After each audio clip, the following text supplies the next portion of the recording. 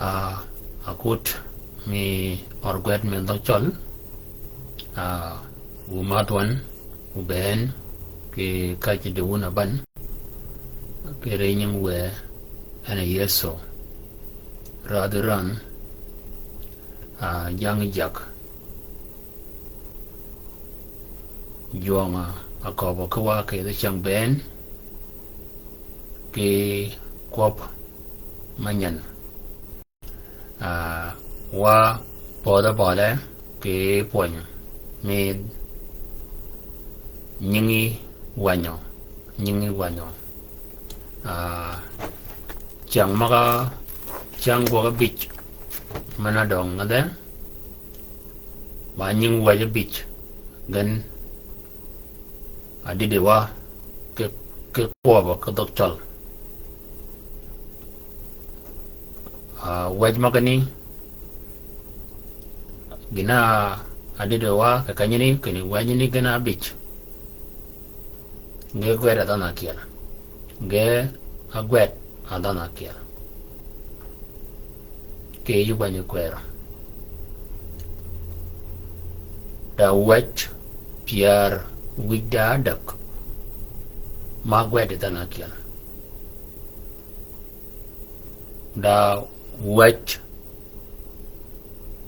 abich kilar yo ma gwet adana kiel waj maga ba big tilar yo ba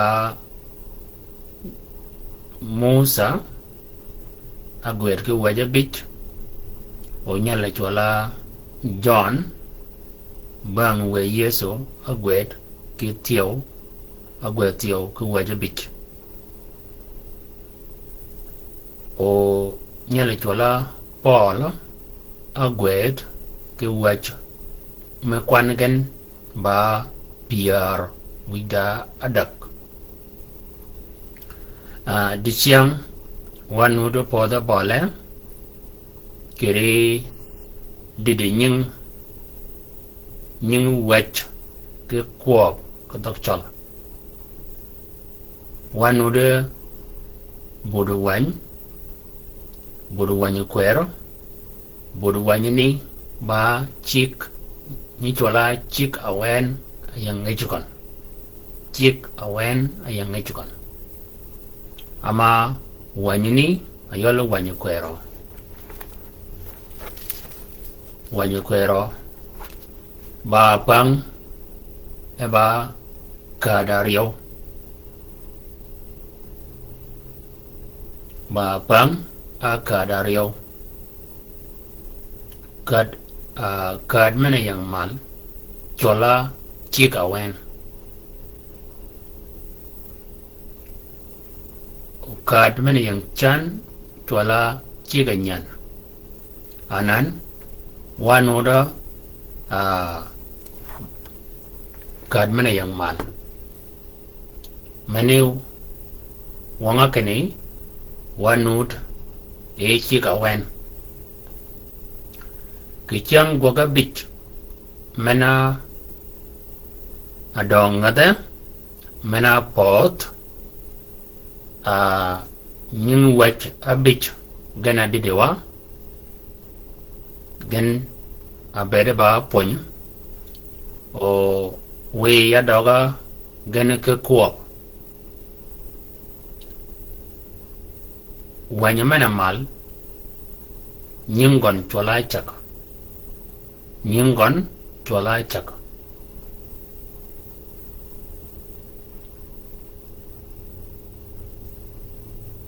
wany man yang bang nyingon kata chola kat daga wach magani chola kwar libai wany wach chola kwan biji wach maka nyingen adidewa ke chang wak abich mena pot bi waj magani nyingen nyingon chola jole chip maga ko bian ba keni ka ben yebe wanya mena yebien a yebeji ina dana mana poñ ke chang maneni kyanga poñin ke bol kayne kanya poñin ge mana dada guwa ko yi ke tela mal ba keni nyingi wany ko biji kene pop maga yedgen koba komiyan koba kelo poñ mi changman kob magani ge kele yan ke ju wanyani nhưng wani kobin wanyani karumi ke koba oji kobin tiyo kene wanyani yang kale wach mo chiga wen yang kale wach mo chiga nyan ba gin mandoch keno kobin ke fa mi ba ponyeji karum magani ke koba ke yin o yikata kanyarang yin ke yi wanyani wanyanyin gona kobin o kanyini nyekop kene ba gwet nyeko ba gwet karumin ke kop kaume ke kop kanau o kanya chagin kirang nyekop kene ba kwan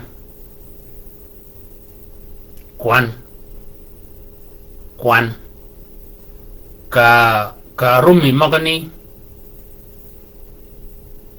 ke ko bo yi ben anan o yi ko nying nyuak ayola woda mana kal yin be ko beti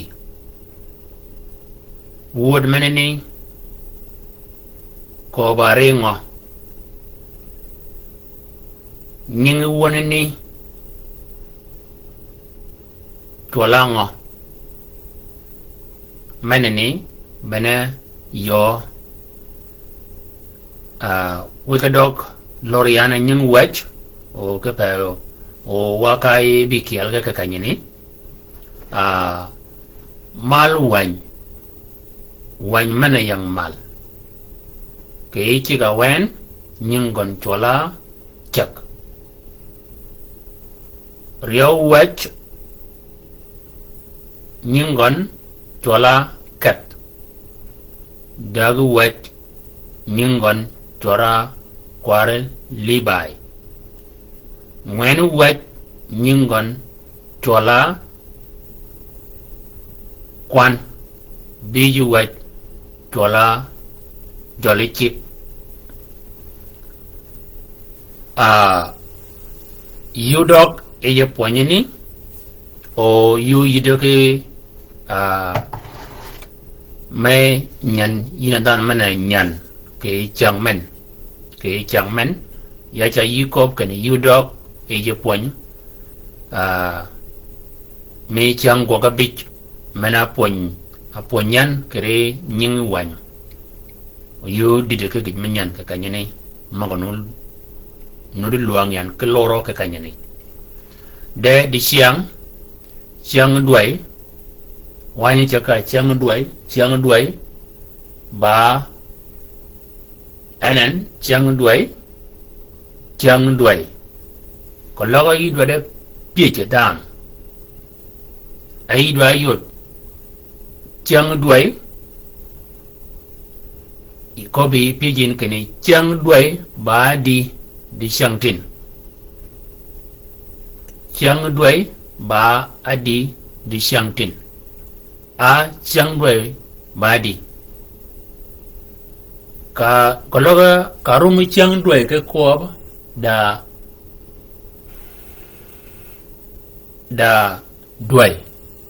đuôi mana yede chiang wayanga đuôi nga en ai go da wa chiang đuôi ba pier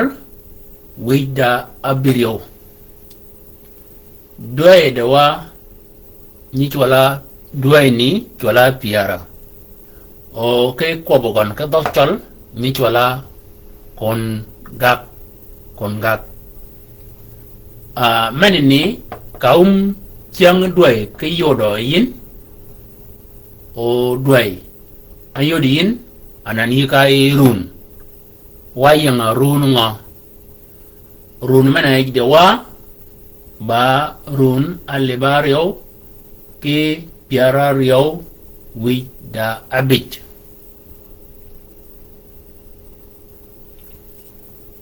nying poñ wala nying wanyo poñ ko bare nying wany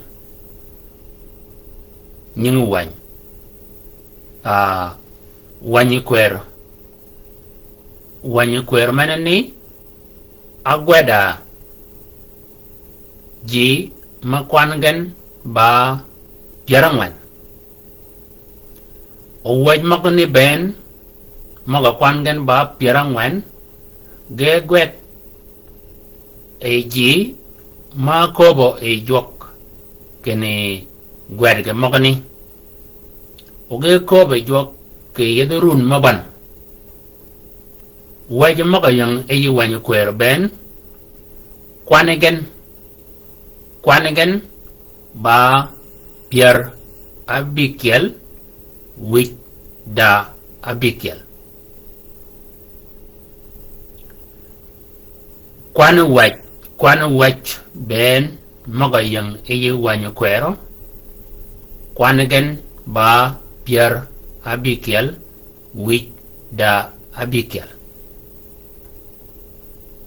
kologo yin iba dana mayang Catholic da wach Abikiel ma kide como wach con wanyo cuero que tien Catholic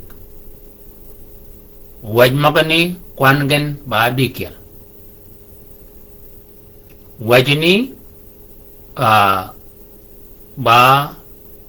Abikiel mani wanga keni waj magayang i tien Catholic kwan wajigan ba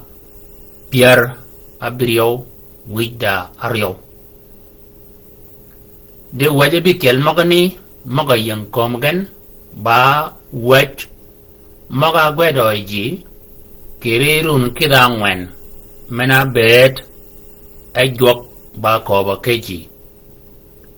run kidangwen nut ma mak ajok e ba koba keji kirirun magani da jam magani kanya gogan kiyida gogan ben ayido keji ma gwed magani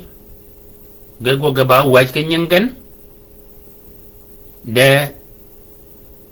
magani abed e way jok ba ko ba keji ke bol kanyini jokere ba ko ba keji kanyini ke bang menini bene bere kene wajini ko ba yang yadagan abede way jok to ke reji maga gwed magani menene ba ke pa ko ba nganya wo yi be di nganya wo ama wa chi poñ ko ba e nying waj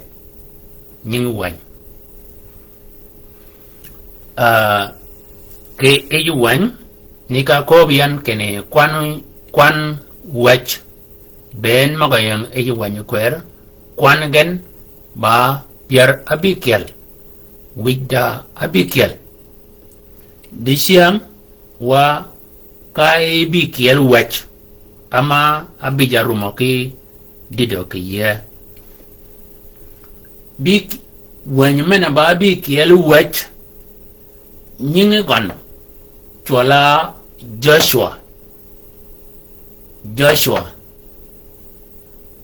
Joshua gwede wanyini nika didi chang mana chang goga bit mana pot kene gwede wany mana chola chak ba gwede gon kwangan ba pierabit anan wan Joshua yeda gwed ma wade e pier aryo wida angwan gwede wan Joshua ba pier aryo wida angwan kologa yikada e wan Joshua ja yodi yin ni ka kobian atin kene ka chigi yabuwan ida mana pon paragonte kunying wan kobin kologi ka e wan Joshua da gwed akel gidi yarar yo wida angwan anan kanyo chagi yin kirang ano kobin de kwan gwed mang de ben ba yarar yo wida angwan ko Joshua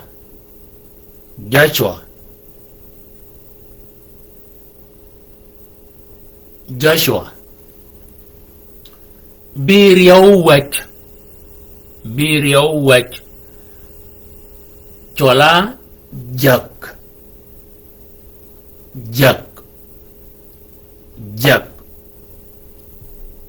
jak kwan gwet gon ba piara riyo wida akel jak bi dagu wech kere chika wen chola Ruth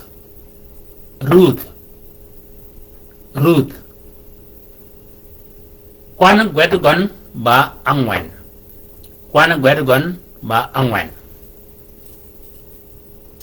bi ngwen wech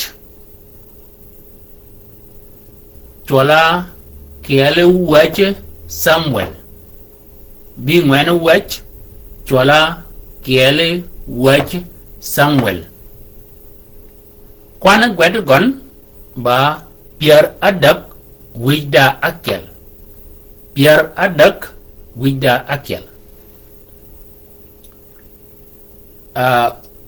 wech pier wech ba nyingon chola rieu wech Samuel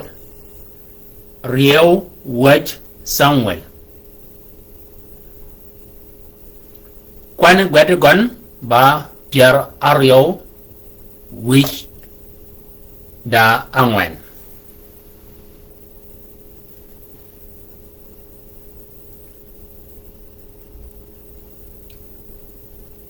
wanyamena ba pier wida akel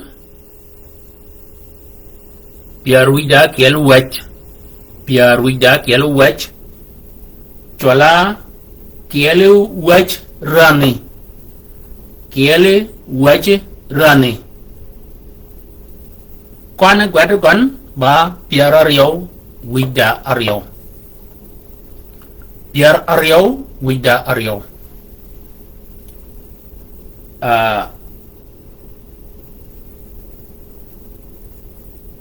wan pier wida aryo mi wech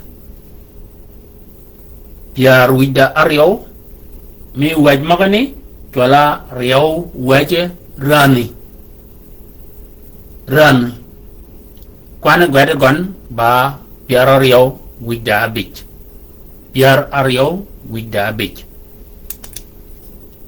pier wida adak wech ba nyingwan chola kiele kobe chang kwan gwet gon ba pier aryo wida bingwen Pierre Wida Wan Wetch Ningon Chola Rio Kobe Chang Rio Kobe Chang Kwana Gwada Gon Ba Pierre Duck Wida Abikiel Pierre Duck Wida Abikiel Kwana Gwada Gon Joshua Joshua Jack Jack Ruth Ruth Kelly Wedge Samuel Kelly Wedge Samuel Rio Wedge Samuel Rio Wedge Samuel Kelly Wedge Run Kelly Wedge Run Rio Wedge Run Kelly Wedge Kelly Quop Chang Kelly Quop Chang Rio Quobe Chang Rio Quobe Chang Iodine Bi Kelly Wedge Nyingo Chola Joshua Bi Rio Wedge Nyingo Chola Jack Bi Doug Wedge Nyingo Chola Ruth Bi Ngwan Wedge Nyingo Chola Kelly Wedge Samuel Pierre Wedge Nyingo Chola Rio Wedge Samuel Pierre Wida Kelly Wedge Chola Kelly Wedge Rang Kelly Wedge Rang Iodine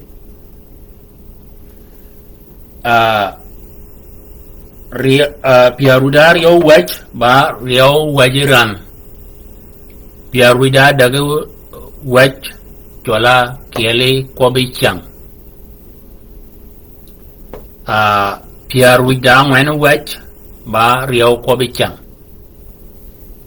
Anan Wanying Chola Joshua Ba Daga Nying Peji Mena Megwok Ejwok Kibang Musa Nyela Chingona Chip Gwok Kanya Kade Musa Ilaki Jok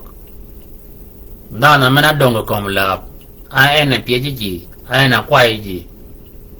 Nyingon Chola Joshua Anan Wanyani Chola En Kepe Bene Wanyani Ena Nyudiyin Anga Gwogain Anga Agwogan Yo Mena Beden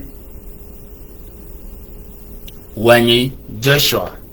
Doga Nyingi Nyalani Kolog Yidwada Ling Ke Yidwada Ling Ke Wache Jala Lunyingwa Ka Kwan Ke Bang Musa Jalani Wanyi Kwa Mene Yodo Yin Ke Wanyi Mene Chola Joshua Anan Jack Kanya Rumi Joshua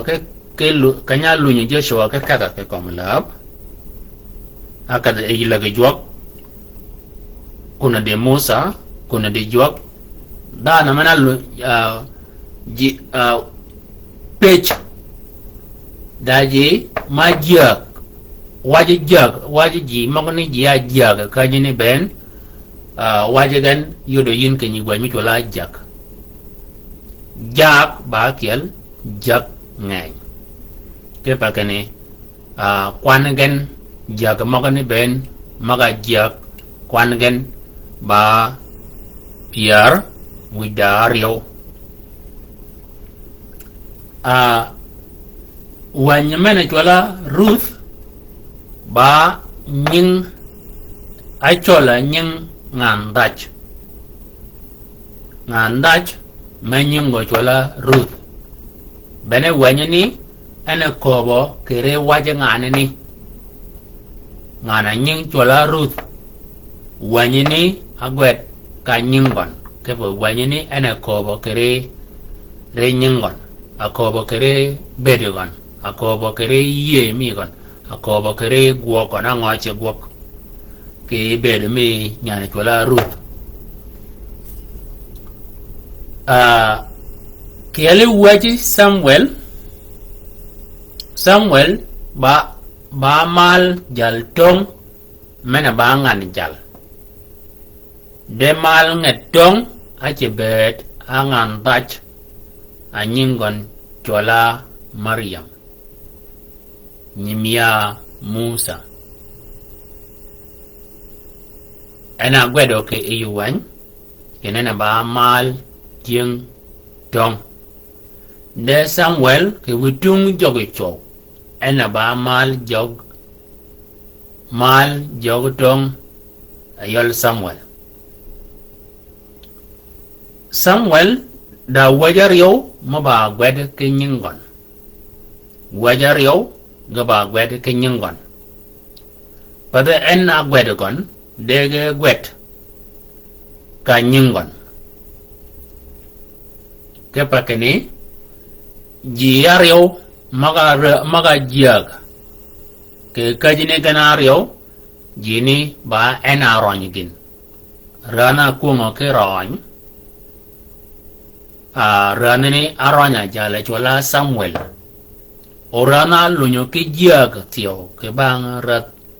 mana kungo ke rony ranene tio aronya Samuel anan ke pakene ba en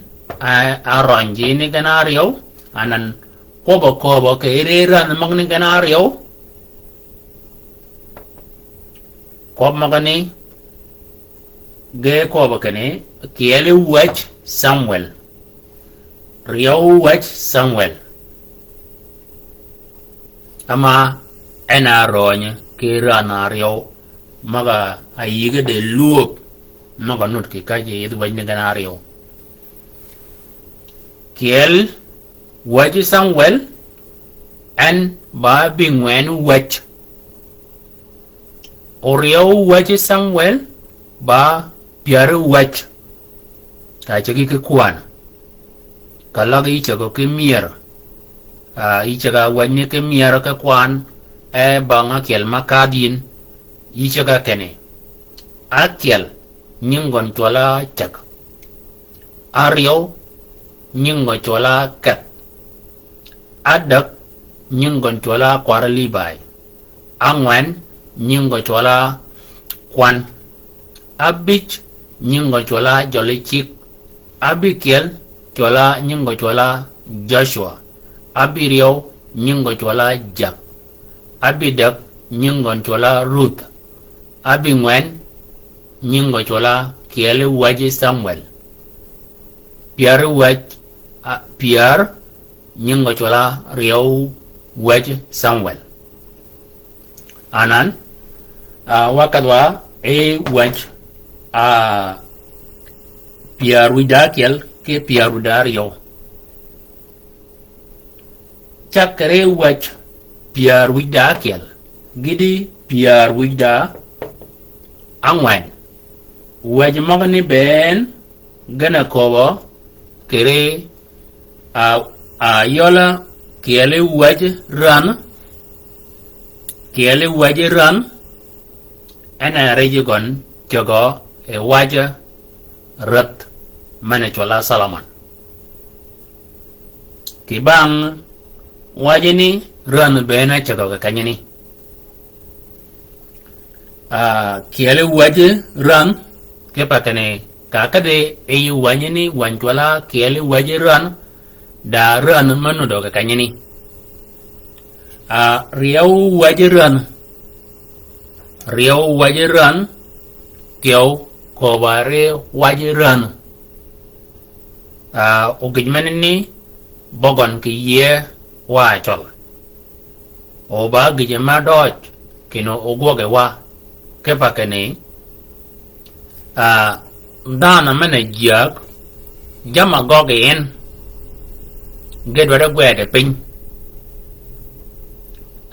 gonye moga nyi yele en gonye moga ni dwada gwede piny kepa kene gwede gonye moga ni ki ywa yele gin eno bede ba eno tier pele wiji migon dugo mego ki rij meno do ka lunyi ben ka bangon o o ko nya ji maga kiel tio o yo da kene dan mene ni kanya jiagan ajiaga dingo ajiaga panango o wajigon ango gogan ba ge jama pergon tek ana goga tieng ba kene ran ko ba nya kam gan ge chiga gwet pin ka je nya kat gan ge chiga gwet pin gina gog gan chiga gwet pin gia yidi gan chiga gwet pin kepa mogani gana ni dong ga ba luobo ke bergon dugma ka kadan ke komala ka kanyani bene bere kene da waj machwala kiele waji ran ana ko ba kere luobo me ran riaw waji ran ana yod ana ko tio kere ran mogani anan piar wida dak achola kiale kobe chang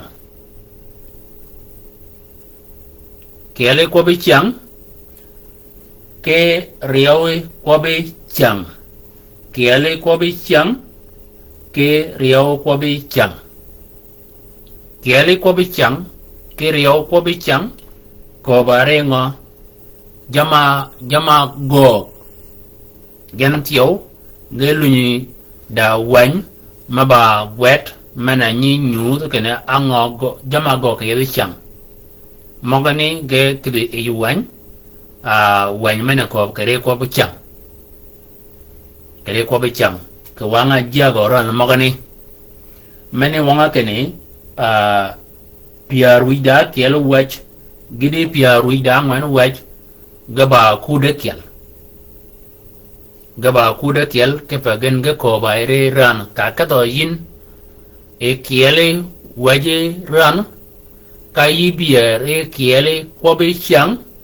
ka to yin e riyo waje ran ka yibier riyo ko be chang luop maga yang ka jeni rege tuoje gan ga ba kiel nyeng ran maga yang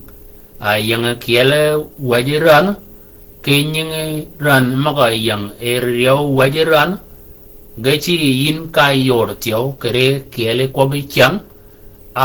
gachi ka yor kere riau ko bi chang bene bede kene ko logo yi dware ling watch mogan ke doj ko logo yin yi ba rat ai ba dan man nyakon rat ko logo yin yi ba dan mena abarat gije mena pergon tek keno yodi yin adwat keno yodi yin o yidi de ke jam madaji ke bari jak ija wajmak ija ga wajmak gana bi kiela yolo kiele waji Samuel riyo waji Samuel ke kiele waji ran ke riyo waje ran ke kiele kobe chang ke riyo kobe chang ko logo yi barat o yi dwade keno o yi dido ki yiji maga berga baran waj magane gana bikiel gedwade rango yi ke doj o ko logo yi ba dam mana nyekon rat kiruma waj magane ben doje kene gerang yin de ko logo yi dwade kene o jia ka mi bere ba jang dier o yi chogo yi ba tong yin yu jog ba bajin ba kene yi chaga waj maga gana waj maga ba bijotin gana rang yin o yi lunyi ben waj maga ba ngwan ke chi ganyan garang yin magani ba yo ko logo yi ba dam tio mana ba dumi merat ko magan waj mana ni cha yi ka dam tio waj magan na bi ke li cha yi gan ka dam danan we gado ko bwa kiele wech nhưng go chola ngo kwop Joshua bi kel wet nhưng gon chola Joshua bi riau wet nhưng go chola Jak bi dag wet nhưng gon chola Ruth bi ngwen wet nhưng gon chola kel wet Samuel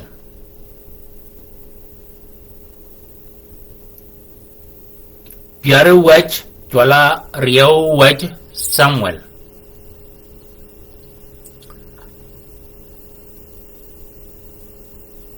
Kelly watch run Rio watch run Kelly kobi chang Rio kob chang Benegan agak Bene uni anano dana Geore jan de kanga begenu rajo ya ba nanarekan kanga bet aganu chago ya ke raj nanarekan chake abikel gidi piar wigdangwan kapaya ra kano go kobin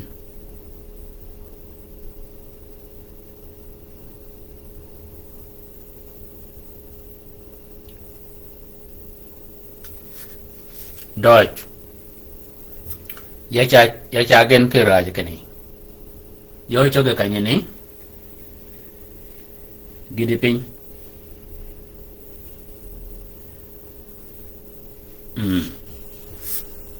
mani ni Joshua ba wanya nga Oriau ko bichang ba wanya nga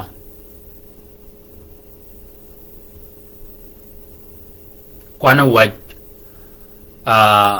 ka do yin ke wan chi ka wen bi kel waj ning wan ni chola nga kologi ka wan chi ka wen wan mena ba pier waj ning nga chola nga Ledin bana gini kal ko bakane dodge o gadi yin ke ko anan gorajan wachagwa te komagen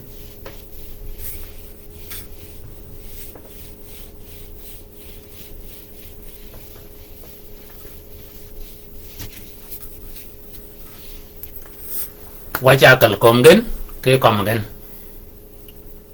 Wanya mana yang mal kere chiga wen Wanya mana yang mal kere chiga wen Nyingon chola chak Riau wet nyingon chola kat Daga wet nyingon chora kwarli bai Ngwane wet nyingon chola kwan Biji wet nyingon chola jolly chip Bi kiel wet Nyingon chola Joshua Bi riau wet nyingon chola Jak Bi daga wet nyingon chola Ruth wadi abidak cha doga buok doga buok kiele wet kere chiga wen nyingon chola Chak riau wet kere chiga wen nyingon chola kat daga wet kere chiga wen nyingon chola kwarli bai ngwane wet kere chiga wen nyingon chola kwan biji wet kere chiga wen nyingon chola jolly chik bi kiele wet kere chiga wen nyingon chola Joshua Bi riau wet kere chiga wen nyingon chola Jak Bi daga wet kere chiga wen nyingon chola Bang jagdamen da Ruth nyingon chola Ruth Pierre wet kere chiga wen nyingon chola kiele wet Samuel piar wida kele wet kere chika wen nyingo chola riau wet Samuel. Piar wida riau piar wida riau wet kere chika wen nyingon chola kele wet rani.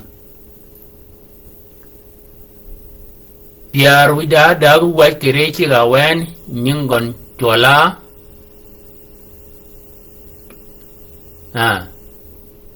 chola men chola ngo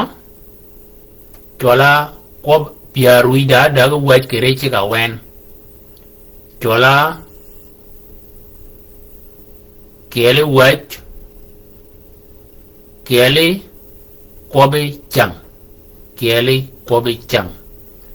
piaruida ngwen wet kere chika wen mingon chola riau kobe chang da kiel kobe chang da riau kobe chang da kiel wet da riau wet da kiel wet Samuel da riau wet Samuel da kiel wet ran da riau wet ran da kiel kobe chang da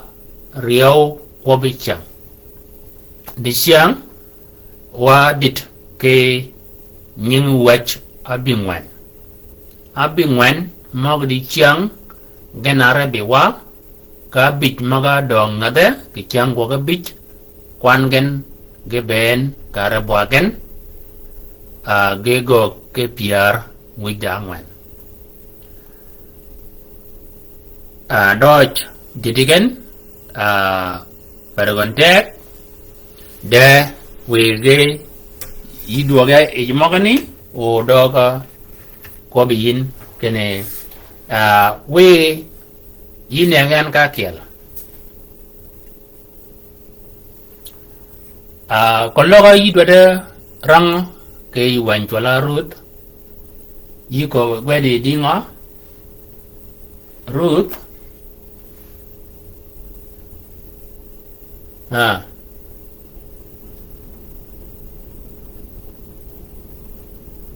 Ruth dong ngaji agwero ayo tiel gwada di ngai kon tiel gwada go badi Ruth da ke kani padan Ruth